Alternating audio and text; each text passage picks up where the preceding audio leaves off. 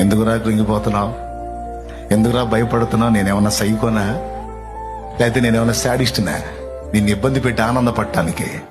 నువ్వు నా ప్రాణంరా. నాతో అన్న దేవుడు నీతో కూడా అంటున్నాడు, నా కుమారి నువ్వు నా ప్రాణం, నా కుమారుడా నువ్వు నా ప్రాణం.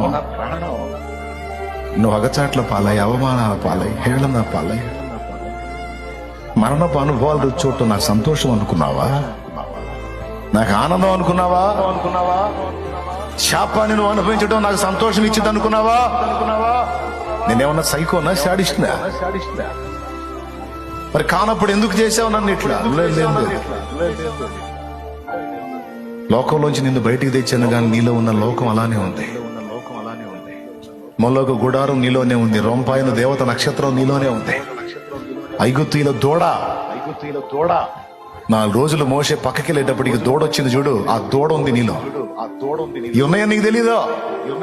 నేను మారాగా, నేను వచ్చాగా, నేను ఇప్పుడు బాగుపడ్డాగా, నేను మంచి ఉన్నాయాగా అనుకుంటున్నావు. నువ్వు ఏందైంది? నువ్వు ఏడే ఉన్నాయి సరుకు నీ దగ్గర.